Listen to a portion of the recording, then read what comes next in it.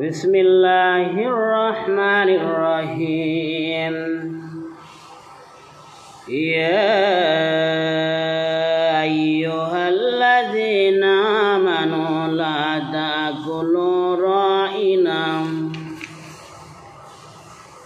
ওয়া কুলু যুরুনা ওয়াসমাউ ওয়ালিল কাফিরিনা আযাবুন আলীম।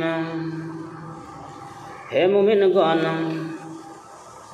তোমরা রাইনা বলো না, বরং অর্জুন না বলো,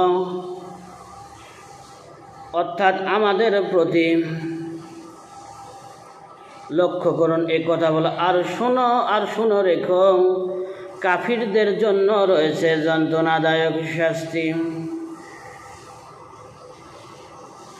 এই আয়াতের ঐতিহাসিক প্রেক্ষাপট বা শানে নজুল হচ্ছে, আল্লাহ রসুল মুহাম্মদ সাল্লাল্লাহু আলাইহি সাল্লাম মদিনাতে যখন বিভিন্ন মানুষকে দাওয়াতি কাজ করতেন, তাদেরকে আল্লাহর একত্ববাদের জন্য আহ্বান করতেন, তৎকালীন ইহুদিরা এই ভাষাটাকে বিকৃত করে আল্লাহ রসুলকে রাইনা বলতো। এর অর্থ হচ্ছে আমাদের রাখাল, আর রায়নার অর্থ হচ্ছে নির্বোধ। তারা এইভাবে মিষ্টি সুরে তাকে মিষ্টিভাবে সুন্দরভাবে কথা বলে এই কথাগুলো বলতো। আল্লাহ রসুল তখন বুঝতেন না যে আসলে তাকে বলা হচ্ছে তাদের রাখাল অথবা নির্বোধ। এই জন্য আল্লাহ রসুলের উপর মুহাম্মদ সাল্লাল্লাহু আলাইহি ওয়াসাল্লাম আল্লাহ রাব্বুল আলামিন এই আয়াতটি জিবরাইলের মাধ্যমে পাঠাই দিলেন এবং বললেন তাদেরকে বলুন, তারা বলুক উনজুরনা, মানে আমাদের কথা শুনুন। ইহুদিরা ছিল চুকুট করতো শয়তান। তারা সবসময় চেষ্টা করতো যে আল্লাহ রসুল মুহাম্মদ সাল্লাল্লাহু আলাইহি সাল্লামকে কীভাবে হেনস্থা করা যায়, তাকে অপদস্থ করা যায়, অপমান করা যায়।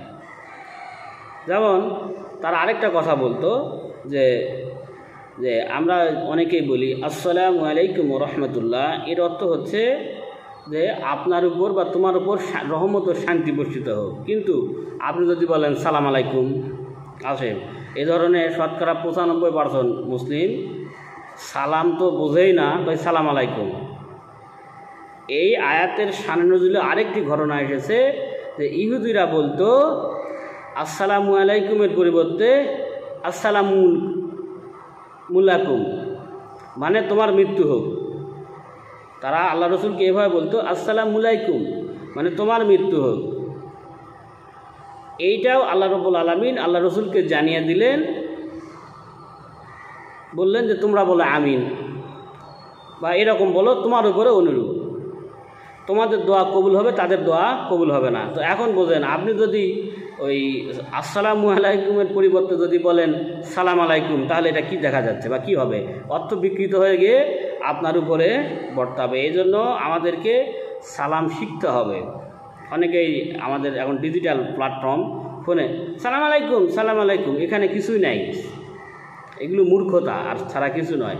আর যদি আপনি কাউকে হকের বিষয় বুঝাইতে যান, তো এগুলো তো তখন আবার এই শত্রুতে পরিণত হয়। কিন্তু আল্লাহ রসুল মুহাম্মদ সাল্লাল্লাহু আলাইহি সাল্লামের আলেমরা হচ্ছে নবীদের ওয়ারিস।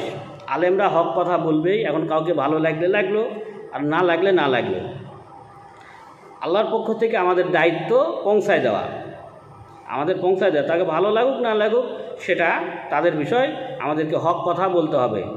তো আল্লাহ আমাদেরকে বোঝার তৌফিক দান করুক, কোরআন সুন্নাহ অনুযায়ী জীবন পরিচালনা করার তৌফিক দান করুক।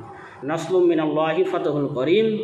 সুবহানাকা আল্লাহুম্মা ওয়া বিহামদিকা আশহাদু আল্লা ইলাহা ইল্লা আনতা আস্তাগফিরুকা ওয়া আতুবু ইলাইক।